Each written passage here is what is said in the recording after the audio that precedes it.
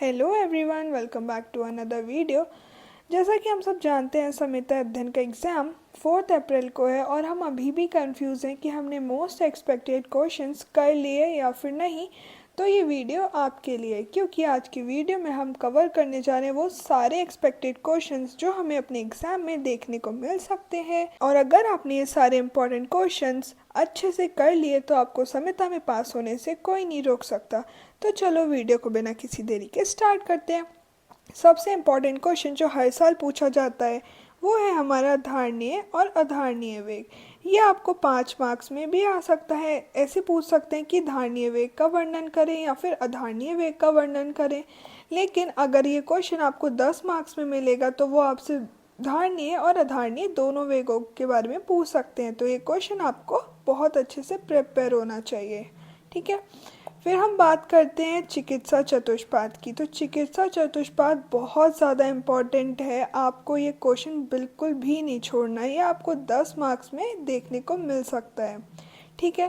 बात करते हैं थर्ड मोस्ट इम्पॉर्टेंट क्वेश्चन की, जो है हमारा वमन और विरेचन द्रव्य।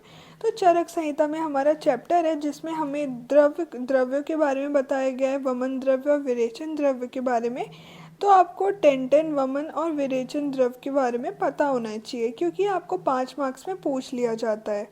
फिर आता है हमारा सामान्य विशेष सिद्धांत। ये बहुत ज़्यादा इम्पोर्टेंट है, इसको तो भूल के भी मत छोड़ना, आपको 5 मार्क्स में ज़रूर देखने को मिल सकता है, ठीक है। नेक्स्ट हमारा आता है ऋतु संधि। ऋतु संधि भी बहुत इम्पॉर्टेंट है, आपको अष्टांग के अनुसार पता होना चाहिए कि आदान काल क्या होता है, विसर्ग काल क्या होता है। आपको इन दोनों के बीच का डिफरेंस अच्छे से पता होना चाहिए ताकि आपका एग्ज़ाम में कोई भी क्वेश्चन मिस ना हो। अब आता है हमारा व्यायाम। व्यायाम तो बहुत ज़्यादा इम्पॉर्टेंट है, वो आपको 10 मार्क्स से पूछ सकते हैं कि व्यायाम क्या होता है, कितनी देर तक करना चाहिए, इसका महत्व क्या है, इसके निषेध क्या है। तो ये क्वेश्चन बहुत ज़्यादा इम्पॉर्टेंट है। अब आता है हमारा अंजन और धूमपान। अंजन और धूमपान भी आपको बिल्कुल नहीं छोड़ना है, आपको इसका महत्व ज़रूर याद होना चाहिए क्योंकि इनके महत्व बहुत ज़्यादा पूछ लिए जाते हैं। धूमपान आपको 5 मार्क्स में भी मिल सकता है और ज़्यादा प्रोबेबिलिटी यही है कि वो आपको 5 मार्क्स में देखने को मिले, ठीक है। बाकी आपको दिनचर्या के बारे में अच्छे से पता होना चाहिए क्योंकि दिनचर्या हमारा बहुत इंपॉर्टेंट चैप्टर है। 10 मार्क्स में आपको बोल सकता है कि दिनचर्या का वर्णन करें अकॉर्डिंग टू अष्टांग हृदय। फिर आता है हमारा सदव्रत। सदव्रत आप सब अभी तक अच्छे से पढ़ चुके होंगे कि क्या होता है, और इसके आपको कम से कम 10 पॉइंट्स तो याद होने ही चाहिए अच्छे से, ताकि आपका ये क्वेश्चन भी मिस ना हो। फिर आता है हमारा त्रिउपस्तंभ। त्रिउपस्तंभ भी बहुत बहुत बहुत ज़्यादा इंपॉर्टेंट है, 10 मार्क्स में आपको ये क्वेश्चन मिल जाता है, तो इसको भी बिल्कुल मत मिस करना। ये सारे आपके मोस्ट एक्सपेक्टेड क्वेश्चंस हैं जो आपके पेपर में आपको ज़रूर देखने को मिल जाते हैं, तो इन सभी क्वेश्चंस को बिल्कुल भी मिस नहीं करना। हाँ, फिर बात करते हैं तक हमारे अष्टांग हृदय में बहुत अच्छे से वर्णन कर रखा है। ये आपका 5 मार्क्स का क्वेश्चन आ सकता है, 10 मार्क्स का तो नहीं आएगा बट हाँ 5 मार्क्स का आ सकता है, तो इसको बिल्कुल भी मिस मत करना।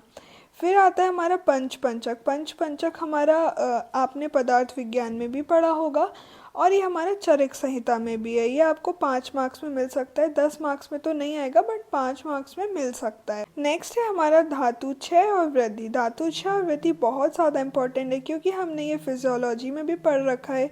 वात की क्षय, पित्त की क्षय और कफ की क्षय वृद्धि, सब कुछ ये हमें ज़रूर याद होना चाहिए क्योंकि हमें 10 मार्क्स के क्वेश्चन में देखने को मिल जाता है। ये क्वेश्चन बिल्कुल भी मिस मत करना क्योंकि आप क्रिया शरीर में भी पढ़ चुके होंगे, तो आपको आई थिंक अच्छे से आता होगा। एंड द लास्ट इज अल्सक। अल्सक अल्सक हो गया या विसूचिका हो गया, ये भी आपका बहुत इंपॉर्टेंट है, तो इनको बिल्कुल मत छोड़ना, 5-5 मार्क्स में आपको मिल जाता है। और हाँ, एक है हमारा निद्रा। निद्रा को हम कैसे भूल सकते हैं, निद्रा भी बहुत ज़्यादा इम्पोर्टेंट है। निद्रा में आपको याद करना है निद्रा का महत्व क्या है, निद्रा कितने प्रकार की होती है, और ये आपको 10 मार्क्स में पूछ लिया जाता है, कभी कभी 5 मार्क्स का क्वेश्चन भी आ जाता है। सो हाँ, ये थे हमारे कुछ मोस्ट इम्पॉर्टेंट क्वेश्चंस। अगर आपने इन सारे क्वेश्चंस को अच्छे से कवर कर लिया तो आपको संहिता में पास होने से कोई नहीं रोक सकता। हो सकता है आपको उसमें कोई अपने क्वेश्चन पेपर में बहुत सारे क्वेश्चंस देखने को मिल जाए इनमें से, तो आप ये सारे क्वेश्चन ज़रूर कर लेना। अगर आपको वीडियो थोड़ी सी भी हेल्पफुल लगी हो तो don't forget to subscribe the channel, ताकि आपको ऐसी और वीडियोस मिलती रहे जो आपकी बहुत ज़्यादा हेल्प करें। Thank you.